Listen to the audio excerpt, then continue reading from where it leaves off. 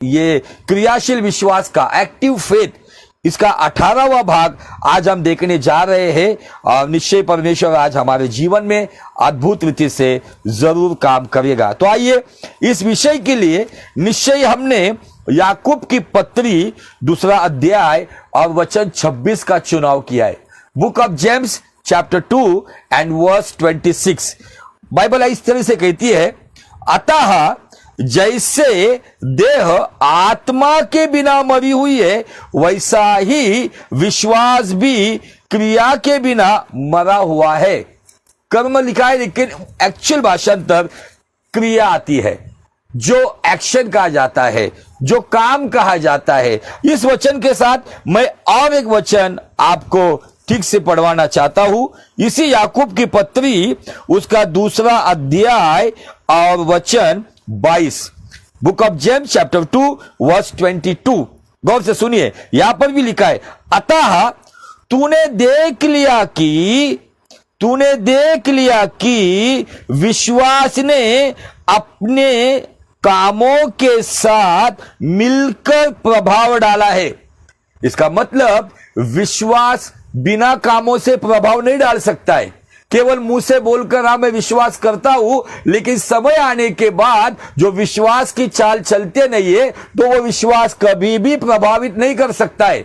यदि आपके द्वारा कोई अन्य जाति का व्यक्ति यीशु मसीह पर विश्वास करे, उसके लिए जिम्मेदार आप और मैं है, क्योंकि हमारे विश्वास के काम इस अन्य जाति पे प्रभाव डाल सकते हैं।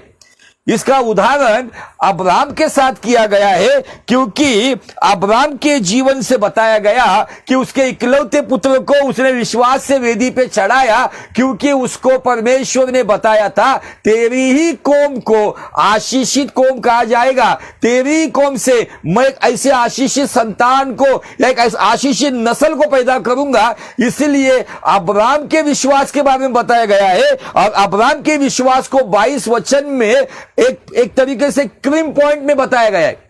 अब्राहम के पूरे जीवन को इस 22 वचन में बताया गया है।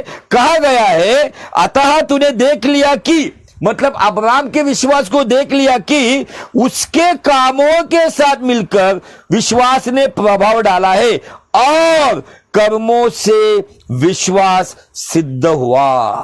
वाओ! सवाल यह है, क्या आपका और मेरा विश्वास सिद्ध है? एक सिद्ध विश्वास या क्रियाशील विश्वास पर हम इन दिनों में अध्ययन कर रहे। कुछ लोग मुझे कहते कि पास्टर जी आप इतना लंबा एपिसोड कैसे चलाते हो? मैं इसीलिए लंबे एपिसोड चलाता हूं, क्योंकि एक बार में दिया हुआ संदेश आज मनुष्य इतने व्यस्त जीवन में है, उसको कल क्या संदेश दिया है या पिछले इतवार क्या संदेश दिया है उसे याद नहीं है। इसीलिए हम एपिसोड में इसलिए चलते ताकि आपकी विश्वास की वचन की नींव अच्छी से बनाई जाए। आमीन। मुझे ये 22 वचन से अब्राहम के जीवन को इस तरीके से यहाँ पे याकूब में प्रभावित किया है, और वो बहुत सुंदर रीति से बताता है। मैं फिर से पढ़ना चाहता हूं, याकूब 2:22, अतः तूने देख लिया कि, आज हमें बता रहे हो। सवाल ये कि क्या अतः आपने देखा है? क्या देखा है?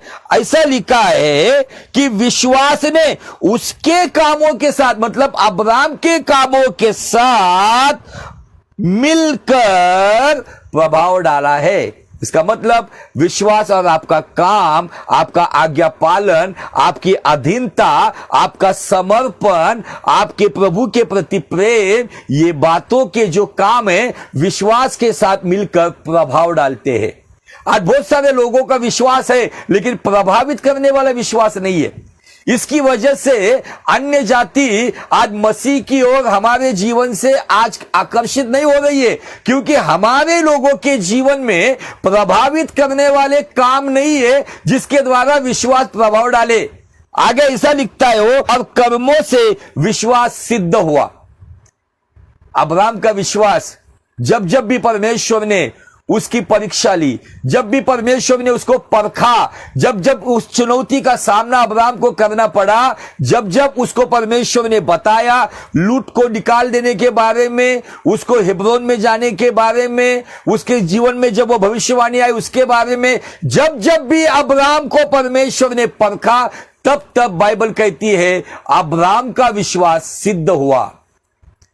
अब इसीलिए इसी याकूब की पत्री का शुरुआत में ये याकूब कहता है कि सारे गोत्रों को वो कहता है, हे भाइयों, तुम नाना प्रकार की परीक्षाओं में पढ़ो तो उसे पूरे आनंद की बात समझो, यह जानकर तुम्हारे विश्वास के परखे जाने से धीरज उत्पन्न होता है। हमारे विश्वास को परखने के लिए हमारे विश्वास को ताकत देनी जरूरी है। हमारे विश्वास को परखने के लिए हमारे विश्वास को क्रियाशील करना जरूरी है। यदि हमारा विश्वास का मनुष्य अगर सालों से अंधविश्वास में बैठकर तेल पानी भविष्यवाणी में अगर पड़ा हुआ है, तो वो विश्वास अंधविश्वास के साथ एक अपाहिज विश्वास बनता है। यदि सालों से मैं प्रभु में आ रहा हूं लेकिन अभी भी 50-50 जीवन है, जिसे पतरस को प्रभु ने कहा अल्प विश्वास। अगर सालों से मैं प्रभु को जानता हूं लेकिन अभी भी मैं विश्वास करने में कहीं ना कहीं कमजोर है, वो है मेरा अविश्वास। लेकिन प्रभु चाहता है आपके और मेरे जीवन से वो सिद्ध विश्वास दिखे, जो अब्राहम के जीवन से दिखता था, जो पौलुस के जीवन में दिखता था, जो पतरस के जीवन में दिखता था। वो सिद्ध विश्वास, वो परिपक्व विश्वास, वो क्रियाशील विश्वास यदि हमारे जीवन में नहीं है, तो याकूब 2:26 कहता है, अतः शरीर आत्मा के बिना जैसे मरा हुआ है, वैसे विश्वास भी क्रिया के बिना मरा हुआ है। आपके और मेरे विश्वास को सांसें कौन देगा? आपके और मेरे विश्वास को जिंदा कौन रखेगा? आपके और मेरे विश्वास को कौन चलाएगा? तो आपके और मेरे विश्वास को चलाने के लिए, जैसे इस पेट के लिए हमें रोज की रोटी खानी पड़ती है, वैसे विश्वास को जीवित रखने के लिए, विश्वास को मजबूत करने के लिए, विश्वास को ताकत देने के लिए, विश्वास को सामर्थ्य देने के लिए हमारे पास वचन की रोटी दी गई है। लेकिन इस वचन की रोटी को खाने के लिए कुछ लोगों के पास समय नहीं है, इसीलिए कुछ लोग अंधविश्वास में पड़े हुए, कुछ लोग अविश्वास में चले गए, कुछ लोग अल्प विश्वासी है। लेकिन धन्य वे लोग जो वचन की रोटी रोज खाते हैं और वचन पे चलकर विश्वास की परीक्षाओं में जब परखा जाता है तब विश्वास की चाल चलते हैं, उनका विश्वास सिद्ध होता है और उनका विश्वास कामों से, जैसे याकूब ने यहां पे अब्राहम के बारे में कहा, वैसे ही उनका विश्वास कामों से प्रभाव भी डालेगा।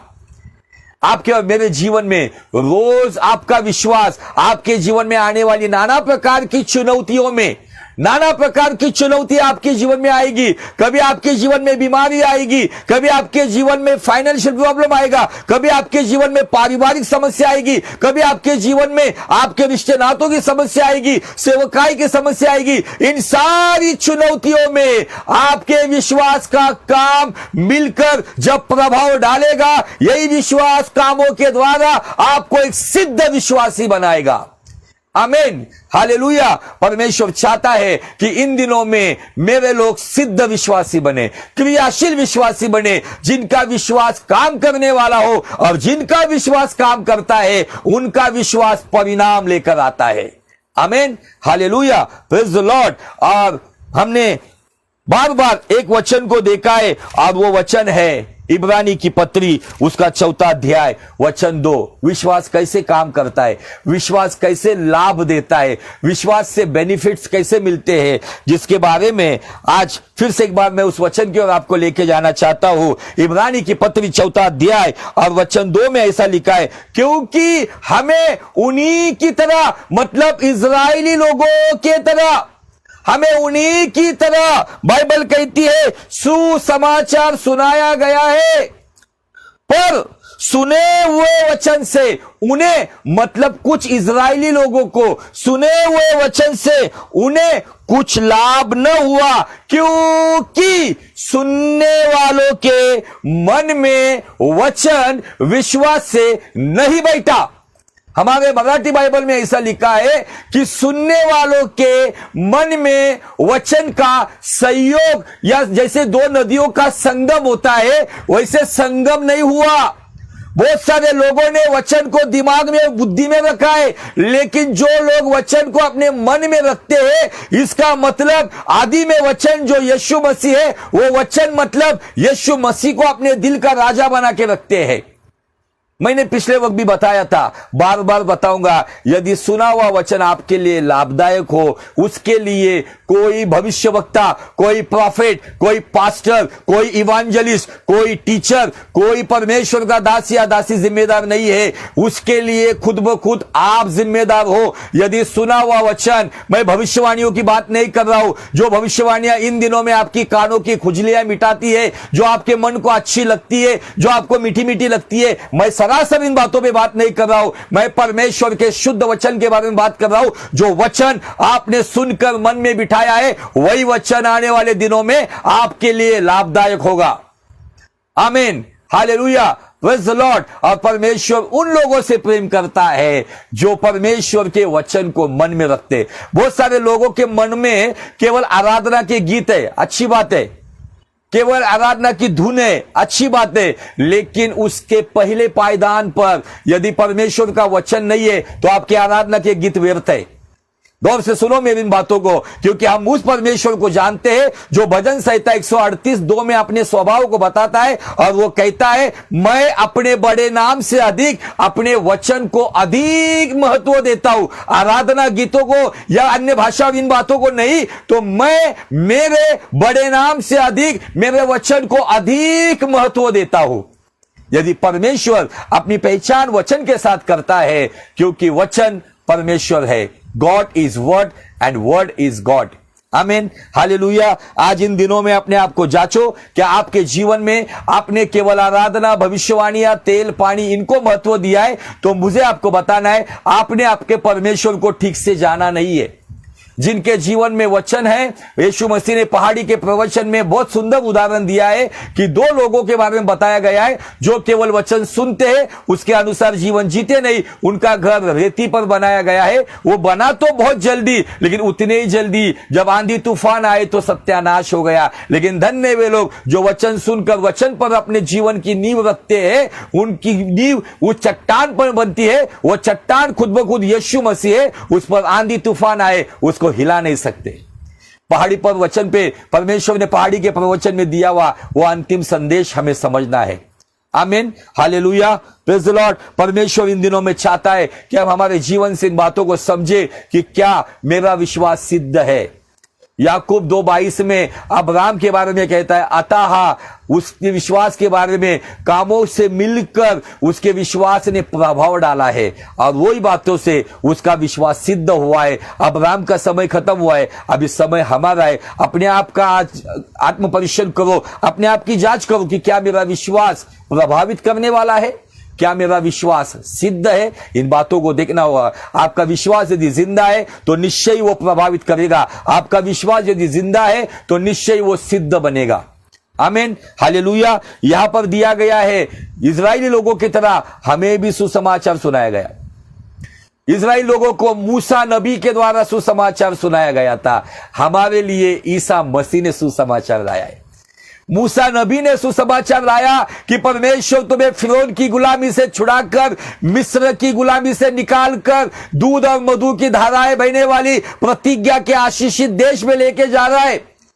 ये वो लोग हैं जिनकी लाशें बाइबल कहती इब्रानी 3:17 में, और वो 40 वर्ष तक किन लोगों से क्रोधित रहा? क्या उन्हीं से नहीं जिन्होंने पाप किया? उनके शव जंगल में पड़े रहे, इनके डेड बॉडीज, उनकी लाशें जंगल के लिए, पेड़ों के लिए खाद बन गई। ये वो लोग हैं जिन्होंने मिस्र के अंदर 10 विपत्तियों को देखा। ये वो लोग हैं जिन्होंने अपनी आंखों से लाल समंदर फटते हुए देखा। ये वो लोग हैं जिन्होंने चट्टान से पानी पिया। ये वो लोग हैं दिन में अग्निस्तंभ, दिन में मेघ स्तंभ, रात में अग्निस्तंभ। ये वो लोग हैं जिन्होंने आसमान से मन्ना खाया। ये वो लोग हैं उनके पैरों के साथ जूते भी बढ़ रहे थे। ये वो लोग हैं उनके शरीर के साथ कपड़े भी बढ़ रहे थे। उसके बावजूद बाइबल कहती है इब्रानी 4:2 में, सुना हुआ वचन उन लोगों के लिए लाभदायक नहीं हुआ क्योंकि सुनने वालों के मन में वचन विश्वास से नहीं बैठा। इसी कारण से उनके शव, उनकी लाशें जंगल में गिर गई।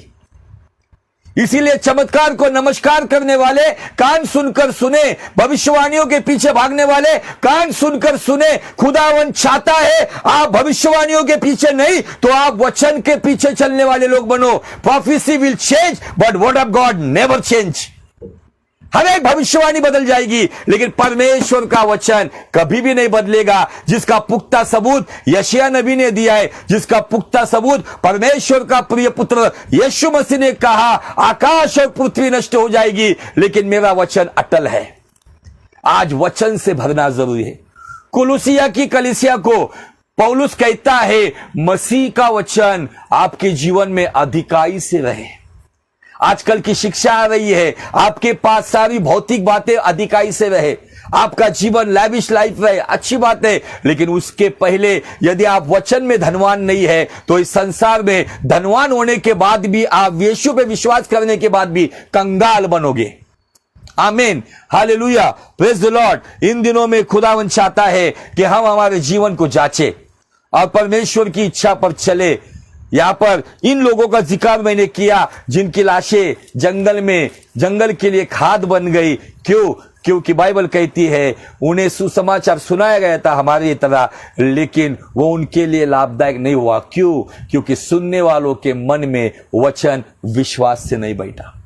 क्या आपके मन में विश्वास से वचन बैठता है तो वही वचन आपके विश्वास के आंतरिक मनुष्य को, आपके इनर मैन को रोटी बनकर रोटी खिलाएगा, पानी बनकर पानी पिलाएगा। वही वचन ताकत देगा, वही वचन अग्नि से भरेगा, वही वचन सामर्थ से भरेगा, वही वचन रोशनी दिखाएगा, वही वचन योग्य दिशा में चलाएगा, वही वचन ऑक्सीजन भी देगा।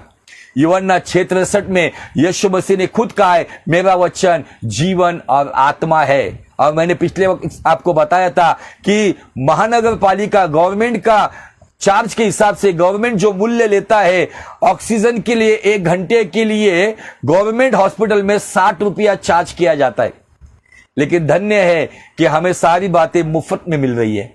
यदि हमारे शरीर को जीवित रखने के लिए ऑक्सीजन की जरूरत है, वैसे ही हमारे विश्वास को क्रियाशील सिद्ध रखने के लिए और प्रभावशाली बनाने के लिए वचन का ऑक्सीजन बहुत जरूरी है। क्योंकि परमेश्वर के पुत्र ने कहा है, परमेश्वर का वचन जीवन और आत्मा है।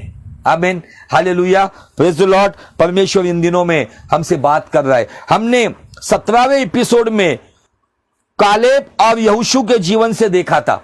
आपको याद होगा गिनती के किताब से हमने एंड किया था और गिनती के किताब में वहां पर थोड़ा सा मैं कुछ पिछली बातों को बताकर आज की नई बातों पर उजाला डालकर आज के मैसेज को खत्म करूंगा। आपको पता है कि जब मूसा नबी ने जब उन जासूसों को भेजा था, 12 जासूसों को भेजा था उस कनान देश की खबर निकालने के लिए, 10 लोगों ने सभी प्रकार की डरावनी खबर लाई। 10 लोगों ने कलीसिया को डराया और इतना डर पैदा हुआ, लोगों ने उस रात मातम मनाया। इतना ही नहीं तो लोग फिर से मिस्र लौटने के लिए एक नया लीडर का चुनाव करने की सोच में फिर से मिस्र जाने की तैयारी में थे। डर की वजह से लोग प्रतिज्ञा का देश भूल गए। डर की वजह से उन्होंने परमेश्वर के मोजज़ात को भूल गए। डर की वजह से परमेश्वर ने दी हुई प्रतिज्ञा, डर की वजह से वचन मन में नहीं बैठा, डर में बैठा। इसीलिए ये वही लोग हैं जिनकी लाशें जंगल में गिरी। ये वही लोग हैं जो यरदन पार करते हुए कनान में नहीं गए। आमीन, हालेलुया।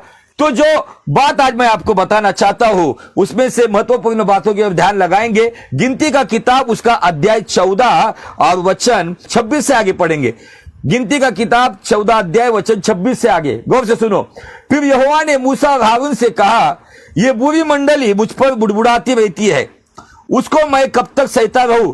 इस्राएली जो मुझ पर बुड़बुड़ाते रहते हैं उनका यह बुड़बुड़ाना मैंने सुना है, इसलिए कि उनसे कहा कि यहोवा की यह वाणी है, मेरे जीवन की शपथ, जो बातें ने तुमने मेरे सुनते कही है, निसंदेह मैं उसी के अनुसार तुम्हारे साथ व्यवहार करूंगा। कौन सी बातें कही थी इन इजराइलियों ने? निर्गमन के 14 अध्याय के अगर आप जाएंगे तो वहां पर उन्होंने मूसा को वहां पर दोष लगाकर कहा, क्या मिस्र में कब्र नहीं थी? तू हमें यहां पर कब्रिस्तान में सुलाने के लिए आया है क्या, लाल समंदर के पास? और उन्होंने बोले हुए ये शब्द उन्हीं के लिए सच साबित हुए और इन लोगों की लाशें जंगल के लिए खाद बन गई। तुम्हारे शव इसी जंगल में पड़े रहेंगे, परमेश्वर कह रहा है ये बात, तुम्हारे शव इसी जंगल में पड़े रहेंगे और तुम सब में से 20 वर्ष के या उससे अधिक आयु के जितने गिने गए थे और मुझ पर बुड़बुड़ाए थे, उनमें से यपुन्ने का पुत्र कालिब और नून के पुत्र यहोशू को छोड़ कोई भी उस देश में न जा पाएगा जिसके विषय में मैंने शपथ खाई है और कि तुमसे उसमें बसाऊंगा। मतलब पुराने जनरेशन में से यहोशू और कालेब और 20 वर्ष के उम्र से जितने भी कम उम्र के जो जवान हैं, इतने ही लोग 2 लोगों की अगुवाई में यरदन पार करते हुए कनान की सरजमीन पर पैर रख पाए।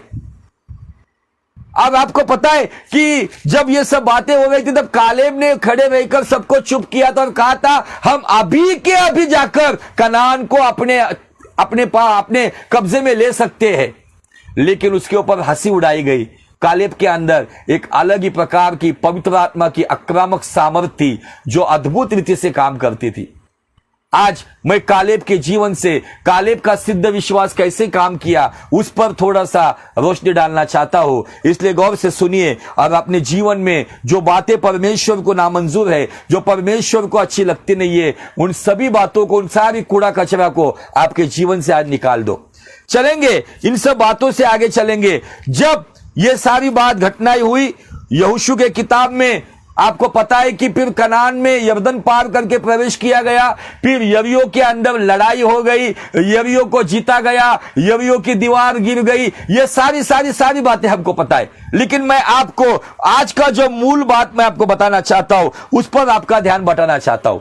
और जब एक समय आया हर एक का जो जमीन का बंटवारा होना था, जो 12 गोत्र में से लेवी गोत्र को छोड़ के 11 गोत्र को जब जमीन का बंटवारा करना था, जब वो देश का बंटवारा करना था, हर एक गोत्र को अलग अलग जमीन देनी थी। हर एक व्यक्ति ने अपने अपनी पसंद की जमीन चुन ली और उस जमीन पर अपना कब्जा बना लिया। लेकिन एक व्यक्ति है जिसने जोखिम उठाई, एक व्यक्ति है जिसने चुनौती का सामना किया, एक व्यक्ति है जो समस्या का सामना करने के लिए जिगरा बताकर वो परमेश्वर के सामने खड़ा हो गया। आइए हम चलते हैं यहोशू का किताब, उसका अध्याय 14 और वचन 9 में यहोशू के सामने कालेब कुछ बातें बता रहा है। सुनिएगा उसे, मैं सब नहीं पढ़ूंगा, मूल बात को लेकर आपके सामने आया हूं। तब उस दिन मूसा ने शपथ खाकर मुझसे कहा, तूने पूरी रीति से मेरे परमेश्वर यहोवा की बातों का अनुकरण किया है, इस कारण निस्संदेह जिस भूमि पर तू अपने पांव धर आया वह सदा के लिए तेरा और तेरे वंश का भाग होगी। जब 10 लोगों ने डरावनी और सारी दुख भरी वार्ता या खबर लाई, 12 जासूसों में से 10 जासूसों ने वहां पर जो गलत खबर लाई जिसकी वजह से कलीसिया में मातम मनाया गया, सारे लोग शोक में डूब गए। लेकिन एक कालेब था जो उसी निडरता से बात कर रहा था, हमारा परमेश्वर हमारे साथ है और निस्संदेह इसी वक्त हम कनान को कब्जे में ले सकते हैं। और ये बातें सुनकर उस वक्त मूसा ने उसको एक वचन बताया था और मूसा ने बताया था, जिस देश पर तेरे पैर लगे थे उस देश को मैं तुझे दूंगा। आमीन। अब्राहम को ये बातें बताई गई थी, हिजकिय्याह के बारे में भी ये बातें आ गई थी, आज आपके और मेरे लिए है। शायद कुछ साल पहले, मुझे सुनने वाले गौर से सुनिए, शायद कुछ साल पहले जिस भूमि के लिए, जिस क्षेत्र के लिए, जिस बिजनेस के लिए, जिस नौकरी के लिए आप पैर लगा के आए हो, विश्वास करो कालेब के जैसे मेरा परमेश्वर उस भूमि पर मुझे जॉब देगा, मुझे नौकरी देगा, मुझे बिजनेस देगा, मुझे परिवार देगा, मुझे सेवकाई देगा, क्योंकि कालेब कालेब की वाचा पूरा करने वाला यीशु मसीह, मूसा का परमेश्वर, कल आज और युगान युग एक समान है, जो मेरे जीवन में भी अद्भुत काम करेगा। आमीन। यह है सिद्ध विश्वास। अभी आगे चले, बहुत बेहतरीन बातें मैं कालेब के जीवन से सीखता हूं। आगे ऐसा लिखा है, अब देख, जब यहोवा ने मूसा से यह वचन कहा था, तब से 45 वर्ष हो चुके हैं। कनान से पहले जब कालेब खबर निकालने गया था, तब वो 40 साल का था। उसके बाद कनान में पहुंचने के बाद, जो आज का इजराइल है, यरदन उतरने के बाद, यरीहो को पार करने के बाद, उस देश में बहुत सारी लड़ाइयां जीतने के बाद लगभग 45 साल हो गए। 45 साल का समय बीत गया। लेकिन देखो कालेब का आवाज, मुझे इस वचन को जब मैं पढ़ता हूं ना, तो मुझे कानों में मेरे कालेब की आवाज आती है। कालेब की आत्मा के जैसे लोग आज परमेश्वर को चाहिए। देखो क्या कहता है, अब देख, यहोवा ने मूसा से यह वचन कहा था, तब से 45 वर्ष हो चुके, जिसमें इजरायली जंगल में घूमते फिरते रहे। उनमें यहोवा ने अपने कहने के अनुसार मुझे जीवित रखा है, और अब मैं 85 वर्ष का हो गया हूं। 85 ईयर्स का हो गया है। कितने साल का हो गया कालेब? 85 साल का हो गया। मैं आज आपको बताना चाहता हूं इस कालेब के जीवन से। देखो आज क्या कहता है, सुनो। जितना बल, जितनी ताकत, जितना सामर्थ, जितनी जील, जितनी धुन, जितना परमेश्वर की अगुवाई में जितना बल, सुनो गौर से, मूसा के भेजने के दिन मुझ में था, मतलब 40 वर्ष की आयु में था, उतना बल अभी तक मुझ में है। आमीन। आपकी उम्र बढ़ने दो, नो प्रॉब्लम। आपका धन घटने दो, नो प्रॉब्लम। लेकिन आपका विश्वास हमेशा जवान रहना चाहिए। कालेब के अंदर से एक 85 साल का बुजुर्ग एक 40 साल के जवान के जैसे बात कर रहा है। क्यों? क्योंकि सुना हुआ वचन कुछ लोगों ने मन में बिठाया नहीं, उनकी लाशें जंगल में गिर गई। लेकिन सुना हुआ वचन, उसने यहोवा की ओर से मूसा के द्वारा जो वचन सुना था, उस वचन को मन में बिठाया था। मेरे परमेश्वर ने कहा था, जिस भूमि पर पैर धरेगा वो भूमि मैं तुझे दूंगा।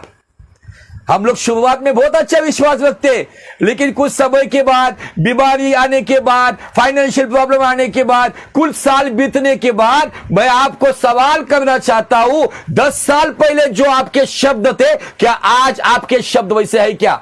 नहीं पास्टर, नहीं ब्रदर, नहीं सिस्टर, वो जमाना अलग था, ये जमाना अलग है, अभी नहीं होता है, अभी कहां से क्या होने वाला है। अरे कालेब संदेश दे रहा है, 45 साल के बाद भी, उम्र के 85 वर्ष के बाद भी कालेब के अंदर वो जुनून हमें दिखता है। जब उसको भेजा था भेद निकालने के लिए, जासूस बनाकर भेजा था, वही कालेब कहता है, जो बल मेरे अंदर जब मूसा ने मुझे भेजा था, वही बल आज भी मेरे अंदर है।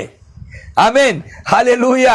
आज मुझे आपको फिर से बताना है, आपकी उम्र बढ़ने दो, आपकी चेहरे की झुर्रियां आने दो, आपके पीठ दर्द होने दो, कमर दर्द होने दो, घुटने आपके आराधना करने दो, लेकिन आपका विश्वास जवान रहना चाहिए। आपका विश्वास जवान कब रहेगा? आपका विश्वास तंदुरुस्त कब रहेगा? आपका विश्वास क्रियाशील कब रहेगा?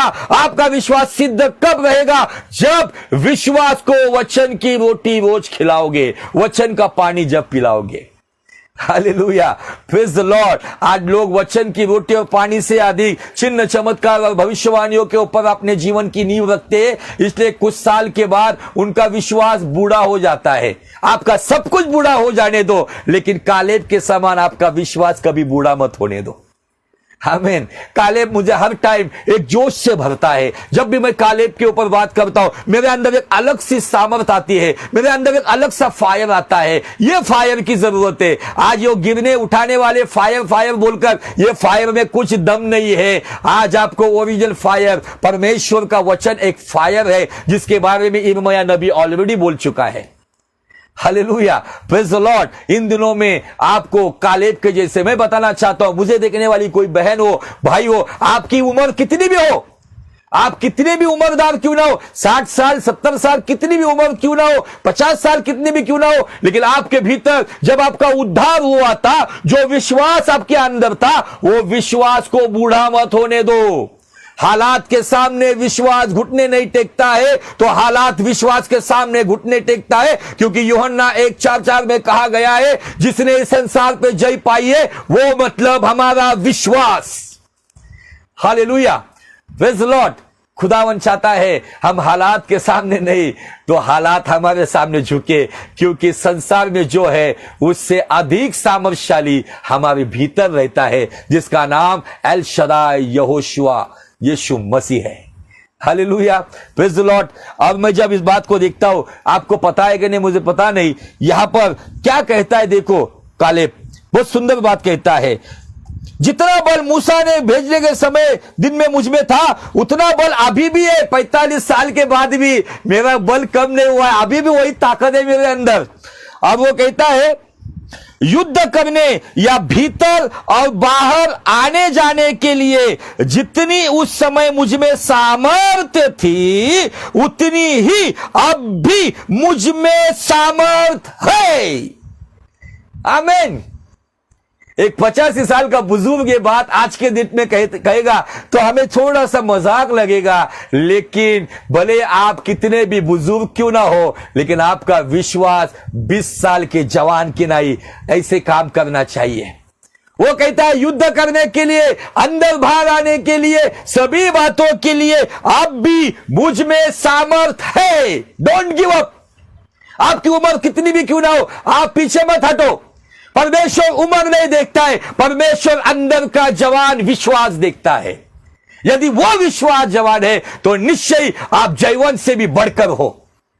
इसलिए तो पौलुस कहता है ना, मुझको जो सामर्थ देता है उसमें मैं सब कुछ कर सकता हूं। क्यों? क्योंकि विश्वास संभाल के रखा है, विश्वास की प्रॉपर्टी को उसने तरोताजा रखा है। आज हमने सब कुछ संभाल के रखा है, लेकिन क्या मेरा विश्वास मेरे उम्र के अनुसार ढलते जा रहा है? मेरा विश्वास मेरे उम्र के अनुसार बूढ़ा होते जा रहा है, कमजोर होता जा रहा है? क्यों? क्योंकि उसको वचन की खाद नहीं मिल रही है, वचन की रोटी नहीं मिल रही है, वचन का पानी नहीं मिल रहा है, वचन का तेल नहीं मिल रहा है, वचन की अग्नि नहीं मिल रही, वचन की तलवार नहीं मिल रही। इसलिए कहीं ना कहीं मेरा विश्वास लड़ने से पहले बूढ़ा हो गया है।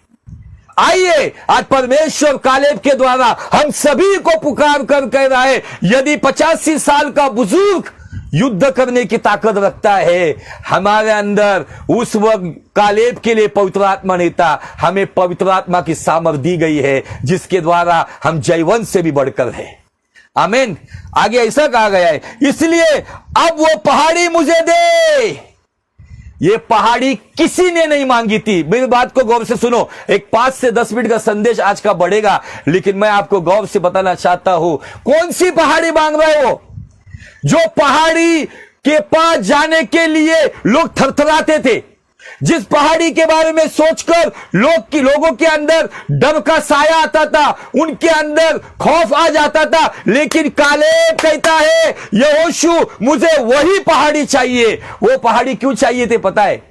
ये वो पहाड़ी है जो अब्राहम की पसंदीदा जगह थी, ये वो पहाड़ी है जो मूसा की भी पसंदीदा जगह थी, ये वो पहाड़ी है जो इसहाक की पसंदीदा जगह थी, सारा की पसंदीदा जगह थी, ये वो पहाड़ी है जिससे दाऊद भी प्रेम करता था, और उस पहाड़ी का नाम है हेब्रोन। हेब्रोन का मतलब है इंटीमेसी विद गॉड, परमेश्वर की नजदीकिया। और हेब्रोन जब अब्राहम ने अपने कीमत देकर हेब्रोन को खरीद लिया था, लेकिन कुछ समय के बाद उस हेब्रोन को कुछ राक्षसों ने अपने कब्जे में लिया था, अनाकी वंशजों ने अपने कब्जे में लिया था, और उसने हेब्रोन का नाम बदलकर उसका नाम रखा था किरियात अराबा। एक किरियात अराबा नाम का राक्षस, जो शायद रिश्ते में गोलियत का नाना या परनाना या दादा या परदादा होगा। गोलियत के वंशज में से लोग जो थे, जो किरियात अराबा का जो मूल सरदार था, जो एक बड़ा भयानक राक्षस था, उस राक्षस ने हेब्रोन नाम हटाकर अपना नाम और अपना राज्य स्थापित किया था। लेकिन कालेब के अंदर वो जुनून था, मेरे परमेश्वर का, मेरे परमेश्वर अब्राहम, इसहाक और याकूब का परमेश्वर जो वहां पे मिलने आता था, उस हेब्रोन के ऊपर राक्षसों ने कब्जा लिया है, मैं जाकर उसे से भगाऊंगा और फिर से किर्यात अराबा को हटाकर हेब्रोन बनाऊंगा। आज आपके जीवन में भी नाना प्रकार के राक्षसों ने आपकी जीवन रूपी भूमि पर कब्जा लिया है। समय आया है हेब्रोन के ऊपर कालेब के अनुग्रह से, कालेब की तरह आज आपको अधिकार लेना होगा। यह पहाड़ी कोई नहीं मांग रहा था, इस पहाड़ी के बारे में कोई नहीं सोच रहा था। हर एक कंफर्ट जोन देख रहा था, हर एक कंफर्ट जोन। रूबेन अलग मांग रहा था, आशेर अलग मांग रहा था, गाद अलग मांग रहा था, नफ्ताली अलग मांग रहा था, लेकिन केवल यहूदा वंश में का, यहूदा का शेरे बब्बर जो यीशु मसीह, उसके गोत्र में से एक शेरे बब्बर खड़ा हुआ जिसका नाम कालेब है। वो कहता है यहोशू, मुझे वही पहाड़ी चाहिए जो हमारे दादा परदादा अब्राहम, इसहाक, याकूब जहां पर लेटे हुए, जहां पे सोए हुए, वही पहाड़ी मुझे चाहिए। आमीन।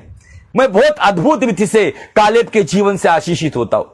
कालेब के जैसा जिगरा आज हमें चाहिए, कालेब के जैसा जुनून हमें चाहिए। और कालेब के अंदर ये जुनून क्यों था? क्योंकि कालेब कहता है जो बातें, जो वचन यहोवा ने मूसा के द्वारा मेरे पास भेजी थी, मैंने उसे बुद्धि में नहीं, मैंने मेरे मन में रखा था, क्योंकि मुझे पूरा यकीन है जिस भूमि पर मैं पैर रखूंगा वो भूमि मेरा परमेश्वर मुझे देगा। आमीन, हालेलुया। आगे ऐसा लिखा है, इसलिए कि वो पहाड़ी मुझे दे दे जिसकी चर्चा यहोवा ने उस दिन की थी। मतलब 45 साल पहले यहोवा ने मूसा के द्वारा वो चर्चा की थी। तूने तो उस दिन सुना होगा कि उनमें अनाक वंशी रहते हैं और बड़े बड़े गढ़ वाले नगर भी है, परंतु क्या जाने संभव है कि यहोवा मेरे संग रहे और उसके कहने के अनुसार मैं उन्हें उनके देश से निकाल दूं। आज आपके हेब्रोन में कोई राक्षस आके बैठा है क्या? आज आपकी संगति में कोई समस्या का राक्षस आके बैठा है क्या? बीमारी का राक्षस आके बैठा है क्या? कौन सा किर्यात अराबा आके बैठा है क्या? आपको आपकी उम्र नहीं देखनी है, आपके विश्वास को ताकत और बल देना होगा। आपका विश्वास का युद्ध आपको, उस जमाने में वहां पे कालेब को जय मिली, इस जमाने यीशु मसीह के नाम में पवित्र आत्मा की अगुवाई में आपको जयवंत करेगा। Hallelujah, praise the Lord. आगे ऐसा लिखा है, तब यहोशू ने उसको आशीर्वाद दिया और हेब्रोन को यपुन्ने के पुत्र कालेब का भाग कर दिया। इस कारण हेब्रोन कनजी यपुन्ने का पुत्र कालेब का भाग आज तक बना हुआ है, क्योंकि वो इज़राइल के परमेश्वर यहोवा का पूरी रीति से अनुगामी था। वाह। पहले हेब्रोन का नाम किर्यात अराबा था और अरबा अनाकियों में से एक बड़ा पुरुष था। उस देश को लड़ाई से शांति मिली। बाकी का भाग आप घर में पढ़ सकते हो। लेकिन मुझे आज क्या बताने आजीज़, मैंने इतना जोश के साथ, जुनून के साथ आज का संदेश आपको इसलिए दिया है कि परमेश्वर चाहता है। कभी कभी हम बहुत कारण देते हैं, एक्सक्यूज देते हैं, नहीं होगा, ऐसा है वैसा है। लेकिन एक 85 साल का बुजुर्ग, यदि आप हिस्ट्री में जाकर देखोगे तो वो जो अनाकी वंश का जो किर्यात अराबा था, एक बड़ा महावीर राक्षस था, जो रिश्ते में शायद गोलियत का परदादा या परनाना होगा। एक 85 साल का व्यक्ति, एक 85 साल का बुजुर्ग जाकर उससे लड़ा। और अगर आप आगे जाके पढ़ोगे तो पूरा हेब्रोन जो किर्यात अराबा था उसको पूरा कब्जे में ले लिया और वहां पर यहूदा गोत्र रहने लगा। यहूदा का मतलब परमेश्वर की आराधना करने वाले, केवल गिटार लेके तुनतुना बजाने वाले नहीं, केवल आराधना माइक में लेके करने वाले वो नहीं। यहूदा वंश उनको कहा जाता है जो प्रथम वचन के अनुसार जीवन जीते हैं और जयवंत होने के बाद उसकी आराधना करते हैं। Hallelujah, praise the Lord. परमेश्वर चाहता है इन दिनों में हम अपने सिद्ध विश्वास को बनाए। शायद हालात ने आपके विश्वास को बूढ़ा किया होगा, परिस्थितियों ने आपके विश्वास को कमजोर किया होगा, लेकिन कालेब आज हमें संदेश दे रहा है, मेरे भाइयों, मेरे बहनों, मैंने 85 साल की उम्र में एक राक्षस को और उसकी पूरी कौम को मैंने किर्यात अराबा से निकालकर फिर से उसका नाम हेब्रोन रख दिया। आज परमेश्वर हेब्रोन में आपके साथ संगति करना चाहता है, आपकी नजदीक आना चाहता है। कब आओगे? जब आप आपके विश्वास को क्रियाशील करोगे। और क्रियाशील विश्वासी प्रभावित करता है और प्रभावित विश्वासी एक सिद्ध विश्वास बनता है। प्रभु करे इन वचनों के द्वारा आपके सोए हुए विश्वास को एक नए जुनून के साथ, एक नए फायर के साथ, परमेश्वर नई ताजगी और नई जवानी के साथ एक सिद्ध विश्वास बनाने का अनुग्रह आज की रात से प्रभु यीशु मसीह से आने तक हर दिन आपको देते रहे। May God bless you.